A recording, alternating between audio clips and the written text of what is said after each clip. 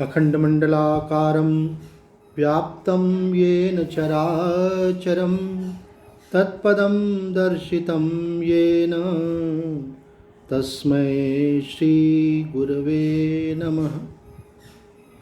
भवतापप्रणाशिन्ये आनन्दघनमूर्तये ज्ञानभक्तिप्रदायिन्ये मातस्तुभ्यं नमो नमः। संक्षिप्त योग वशिष्ठ निर्वाण प्रकरण उत्तरार्ध सर्ग 23। आज का विषय है मरुभूमि के मार्ग में मिले हुए महान वन में महर्षि वशिष्ठ और मंगी का समागम एवं संवाद। श्री वशिष्ठ जी कहते, रघुनंदन, पहले की बात है, मंगी नाम से प्रसिद्ध एक ब्राह्मण थे जो बड़े कठोर व्रत का पालन करते थे। उन्हें मेरे उपदेश से किसी प्रकार निर्वाण पद की प्राप्ति हुई, यह मैं बताता हूँ। सुनो। एक समय तुम्हारे पितामह राजा अज के किसी कार्य के बुलाने पर मैं आकाश मंडल से पृथ्वी पर आया। वशिष्ठ जी कह रहे हैं कि मैं आकाश मंडल से पृथ्वी पर आया। तुम्हारे पितामह की नगरी अयोध्या को आते समय मैं भूतल पर विचरता हुआ किसी ऐसे विशाल वन में पहुंचा जहाँ बड़ी कड़ाके की धूप पड़ रही थी। श्री राम, अविच्छिन्न रूप से धूल उड़ने के कारण वह सारा जंगल धूसर हो गया था। वहाँ तपी हुई बालू के कण खूब चमक रहे थे। उस वन का कहीं और छोर नहीं दिखाई देता था। वहाँ कहीं कहीं निकृष्ट श्रेणी के गांव के चिन्ह दृष्टिगोचर होते थे। मैं उस जंगल में जाकर ज्यों ही इधर उधर घूमने लगा त्यों ही मुझे अपने सामने एक पथिक दिखाई दिया जो श्रम से थककर इस प्रकार कह रहा था। पथिक क्या कह रहा था? ओहो, जैसे दुष्ट पुरुषों का पाप पूर्ण संग संताप देने वाला ही होता है, इसी प्रकार प्रचंड आतप से तपते हुए ये सूर्यदेव इस समय सब ओर से खेद ही प्रदान कर रहे हैं। मेरे सारे मर्म स्थल मानो जलते जा रहे हैं। इस धूप में आग सी लग रही है। सारी वन श्रेणियाँ तप्त हो उठी हैं। इनके पत्ते और फूल सिकुड़ गए हैं। इसलिए यह सामने जो छोटा सा गांव दिखाई दे रहा है, मैं पहले इसी में प्रवेश करता हूँ। वहाँ शीघ्रतापूर्वक थकावट दूर करके तीव्र गति से अपना रास्ता लूँगा।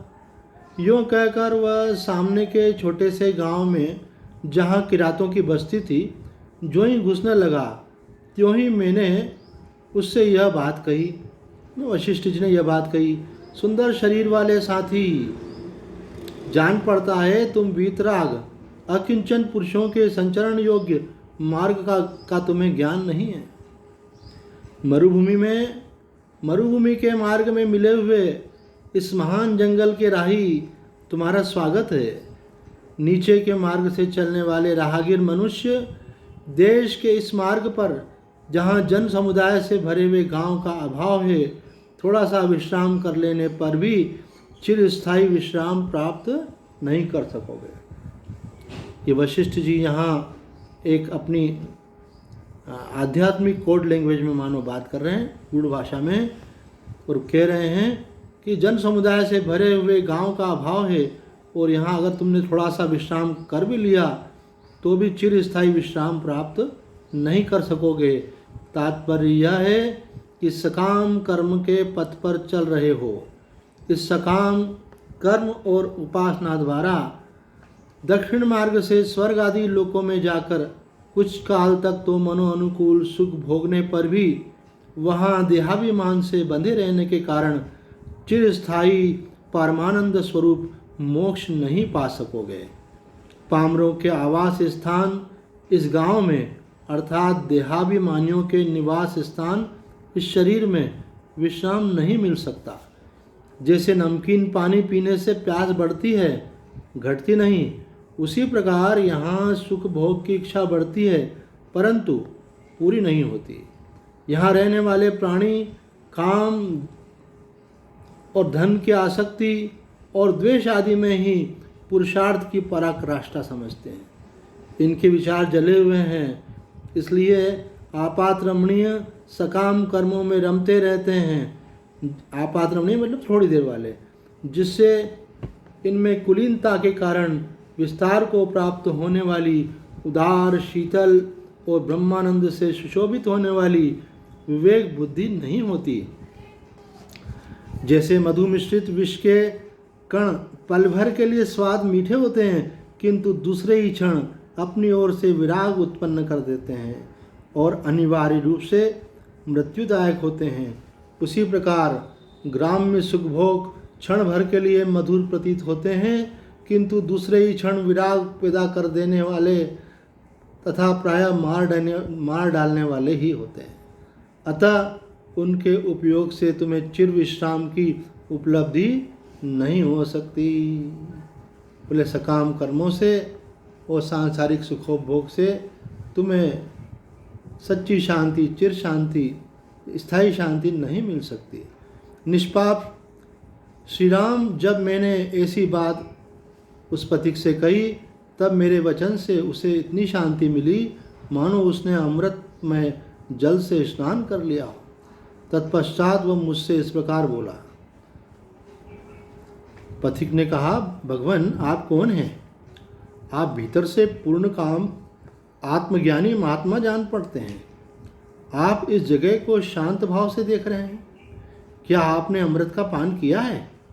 क्या आप सम्राट या विराट पुरुष हैं? संपूर्ण अर्थों से रिक्त हुए भी आप परिपूर्ण चंद्रमा के समान सुशोभित हो रहे हैं। मुने आपका शांत, कांतिमान, अप्रतिहत, सब ओर से निवृत्त तथा शक्तिशाली तेजस्वी रूप जो दिखाई देता है, यह कैसे? आप पृथ्वी पर स्थित होकर भी ऐसे जान पड़ते हैं मानो समस्त लोगों के ऊपर आकाश में खड़े हों। आपके संसार में कहीं भी आस्था नहीं है, तथापि मुझ जैसे लोगों के उद्धार के लिए आप अत्यंत दृढ़ आस्था से युक्त दिखाई देते हैं। आप पूर्ण चंद्रमा के समान संपूर्ण कलाओं से युक्त होते हुए भी निष्कलंक हैं। आपका अंतःकरण शीतल है। आप प्रकाशमान, समत्व बुद्धि से युक्त तथा रसायन की राशि से संपन्न होकर अपनी सहज शोभा से प्रकाशित हो रहे हैं। महाभाग ब्रह्मर्षि, मैं शांडिल्य गोत्र में उत्पन्न ब्राह्मण हूँ। मेरा नाम मंकी है तथा मैं तीर्थ यात्रा के लिए निकला था। मैंने दूर तक का रास्ता तो तय करके बहुत से तीर्थों का दर्शन किया और अब दीर्घ काल के पश्चात अपने घर को जाने के लिए उद्यत हुआ हूँ। इस ब्रह्मांड के भीतर बिजली की चमक के समान क्षणभंगुर भूतों को देखकर मेरा मन संसार से विरक्त हो रहा है। अतः अब मुझे घर लौटने का उत्साह भी नहीं है। भगवान, मुझ पर कृपा करके आप अपना यथार्थ परिचय दीजिए, क्योंकि साधु पुरुषों के हृदय रूपी सरोवर स्वच्छ एवं गंभीर होते हैं।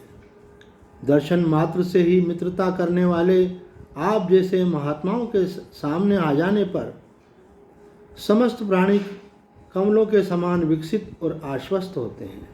प्रभो, मैं समझता हूँ कि मेरा यह मन मोहवश संसार ब्रह्मजनित दुख को मिटाने में असमर्थ है। अतः मुझे तत्व ज्ञान का उपदेश देने की कृपा द्वारा अनुग्रह कीजिए। वशिष्ठ जी कहते हैं, तब मैंने कहा, महाबुद्धे, मैं आकाशवासी वशिष्ठ मुनि हूँ।